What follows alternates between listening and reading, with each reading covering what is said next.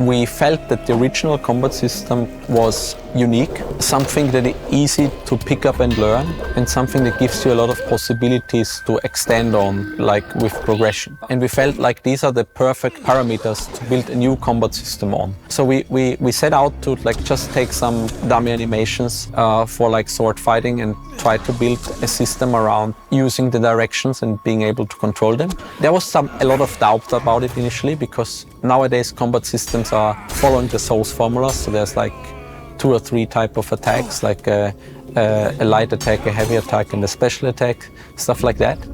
And we felt like that wouldn't do justice to an RPG that is very progression based.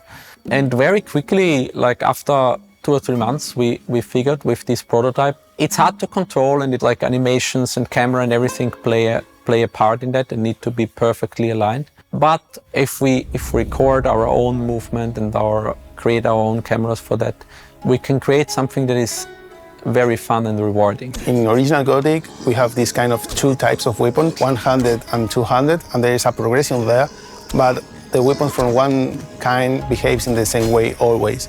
What we are aiming also is to separate them in 3 groups, axes, swords, and maces. So now when a Gothic player finds a weapon, it's not just looking at the amount of damage. It's more about, okay, this match with my play style, or is the weapon I need to beat this enemy? So you will save a lot of weapons. I will use them in different situations. The idea is the player to give them the most variety and give the tools to fight against the enemies.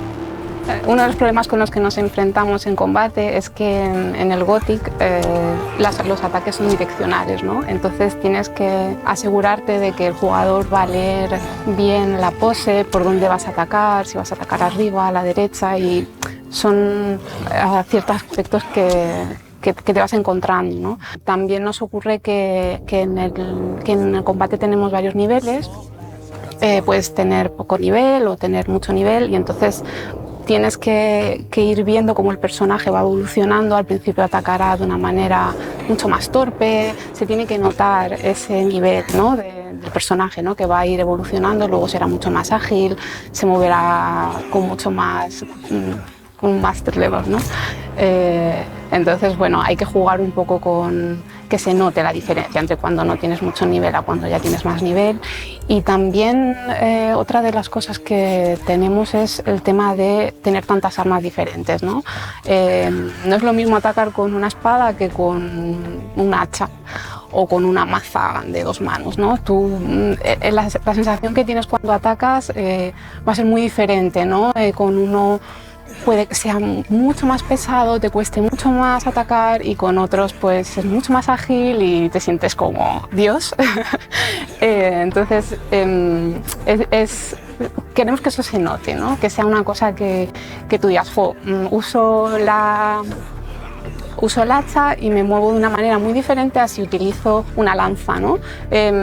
Siempre tratando de tener un poco el foco en lo que había en el original, pero como ahora tenemos la posibilidad, ¿no? De añadirle este tipo de cosas que antes... We have to talk about if we are more closer to a player skill base or a progression RPG base. I think we are a little bit more close to the player skill base. Stats are important. You need to get enough strength to deal damage to the creatures, but in the end, if you are good enough, you can beat all the enemies with the basic level of combat. What we want with this is like you can choose where your career, you can do the mix you want. For example, you can be a mage, so you don't need to have the progression with the weapons. You want to pay, you don't have to learn something, you want to learn something. We are not having these typical tutorial things, and one of our aiming is the player be guided by the game. When you are learning about combat, your teacher will say to you, what is a combo? Don't be like, press this button. It's like, okay, you need to change attacks. The idea is the game is playing itself, and also reward the players who want to explore and want to try things. Can you teach me to become better with a bow? I guess I could. The biggest mistake almost every beginner makes is locking the elbow on their bow arm when they pull. Don't ever do that. It'll mess with your aim. Also, keep your shoulders relaxed. It's hard, but it'll make a world of difference. Oh, that should be enough for a start. Now, practice, and then practice some more. For me, a good combat system is one that is very intuitive, Like it's very predictable what you do and what the enemies does. Even if you have to try again and again, like you can at the end see and comprehend the whole system, and it comes very natural to you because you've spent time learning their patterns, learning their timings, and also use timings, and you have a wide variety of approaches on how to overcome those difficulties. In Gothic 1, creature has different style of combat and how they approach the combat, and we are trying to aim to this also. So, for example, the mole rats are very direct to you, the wolves are more smart and try to surround you, or some creature as the lizards goes directly to bite you. Each creature has a different moveset and positioning, and for example the main character has these long legs that like they perform a different movement faster but need more space for it. And of course there are creatures that we call like these special prime predators like the shadow beast, which has a more complex moveset, or the bloodhounds. And then we also create some special attack from some creatures that we think that match with the creature. The AI is really something that like need to give the player the feeling of like the AI should always feel like it's reacting to what you do and it understands what you're doing. So the goal was to create an AI that feels like you are facing a real creature or like an actual human who could create that. We also needed to add some gamey aspects in that. Like for example, the alert stage is like when you are kind of like close in range, that they kind of warn you. Right? And they're not going after you if you don't tease them because they have other things to do.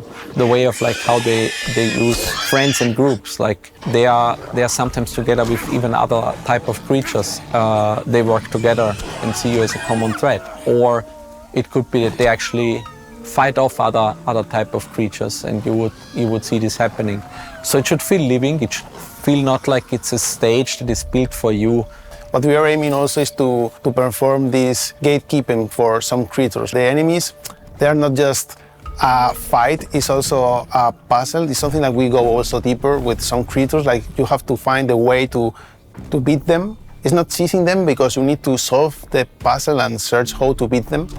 And of course, with the armors and all the armors we have in the remake, we want the player to be able to choose which kind of armor work better also against some enemies. For example, you can get an armor with a lot of fire protection and get also some elements to improve it. So it's like, okay, we want to give the player the tools to do this, reading books or just by try to get the point to beat them. One goal was also to create a system that if you as a player really try to force it, you can beat creatures and NPCs that are stronger than you, but to do that, you really need to read a lot on what they do and do the right thing at the right time, and there might be just a very tiny window to do that. But that's, I think, just relevant for like really if you want to exploit the system.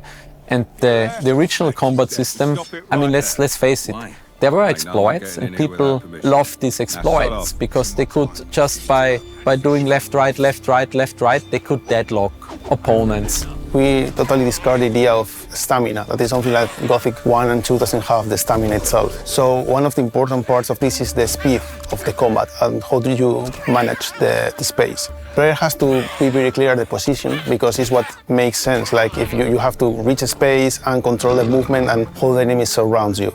It's not about locking or targeting the enemies and not. It's the player has to control this and deal with, okay, now I need to get a movement so I don't target the enemy, or I prefer to take distance so I stop and just run away, take a space, pick the bow, so take some potions. And we think this is the way to do it because in Gothic, the spacing and how the enemies surround you is very important because in a 1 versus 1 is a very different game like when you, for example, are surrounded by orcs or by ordogs or other creatures, where you need to get this space. So the speed and how you move for us was very, very important in the concept of the combat. When we go for the ranged combat, we have the bows and the crossbows, and in the original, the crossbows are better than the bows. Bow is something like also evolves a lot during the game. For example, when you start with the bow, you are not good at aiming, you don't deal a lot of damage. When you get more bow skills, you can do faster bow attacks, dodge and move faster with the bow. A rogue, a mercenary, or someone who moves is faster, you want to use a bow. The dexterity makes the arrows make more damage. So the idea is, okay, if you go for a dexterity build, you can go for it. You don't need to spend your time if you don't want in the melee combat things. But maybe if you're a melee combat, you want to have your crossbow ready, do the first shot, probably deal with the first enemy or just deal a lot of damage, and then take your sword and attack the others. There are tools, so they are not one better than the other. It's more like when you need to use one or when you want to use the other one. Gothic is loved because of all these specific and cool features that are in there. So we cannot just cut stuff because we feel like it's underused, because there will always be people of like, wait a minute, I play Gothic in exactly that way and you don't support it anymore. There's so much insane features in there when I just think about like all the different transformations, and most of them were actually not really well embedded into the game or useful. I even spoke with original team members of the Gothic 1 and they said like, well, you know, let's do a couple of this transformation and the rest is like, you know, nobody would care about it. But I'm like, but I don't know, I think it's really cool and I think we should go all in and kind of like do all this transformation and maybe build up on them and like make them more useful. So that's another thing I'm proud of, that we kind of like managed to pull. So the direction was always it should be like the original, but more and better. In the term of School of Magics, like we have these three big groups of magic, the player is not restricted just to one spell or one kind of spells. You can get all or most of the runes if you search for them. Your runes are the tools you have to solve the combat. Like you will use, for example, an ice rune to paralyze your enemies, and then you can cast a big ball of fire. Or, for example, you want to use necromantic spells to rise some skeletons, meanwhile you are doing some area spells from fire, for example. So our idea is, you as a mage will be conduced in one direction to get the spells of your school, but you are able to get all the spells and use them as you want to use it to fight your enemies.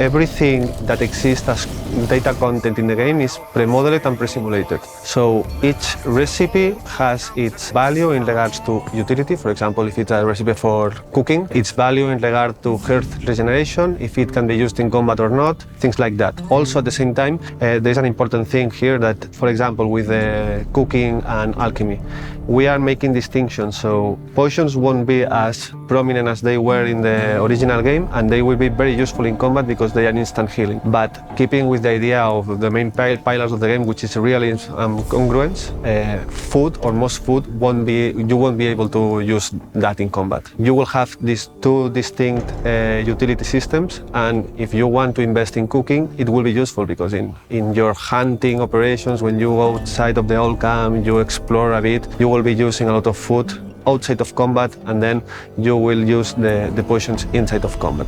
I want to be better with one-handed weapons. If you want to focus on combat, of course you can go very directly to that thing, but we also offer the player a lot of more things. That point is, in Gothic, in the colony, there are more things than just combat. You can improve your diving, you can have the wall climbing, improve as a craftsman, so you can craft more things. Something like I really like from Gothic 2 is the hunting thing, because in Gothic 2 there is a lot of hunters which teach you how to hunt, buy you the trophies, and it's something like we want to expand also. So the player will learn a lot about hunting, and it's something different from the original because will be reasons to do that, because we want to merge it with the crafting.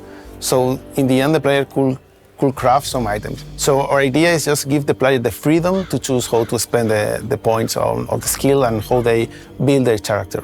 To sum it up, we never set out to copy an existing game in terms of combat. We always wanted to create our own unique combat system that matches perfectly an open world RPG that is intuitively to control. The goal was also to maintain the sort of like possibilities and agency that the combat system of the original offered. We really put a lot of effort into bringing every skill of the original into the remake, and our goal was always, and our ambition, to not just bring it there, but to add some added value to it. And in terms of the progression system, we kept it very close to the original because we felt that this is a very memorable and well-working part of the original. And for us, it was important to maintain the same rewarding feeling when you play it, and as you improve your skill, you can clearly see how like the progression works. So give it a fair chance, and I'm sure you will enjoy it.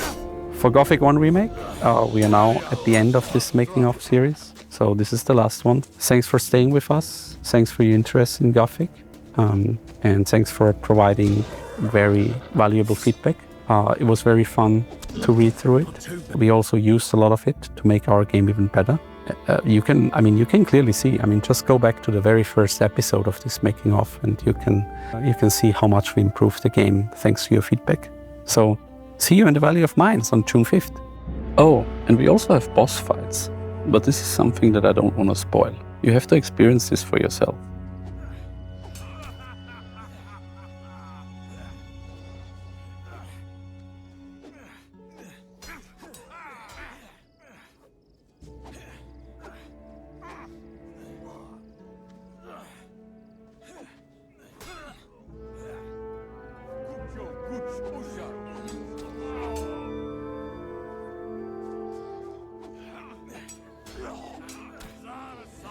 Чук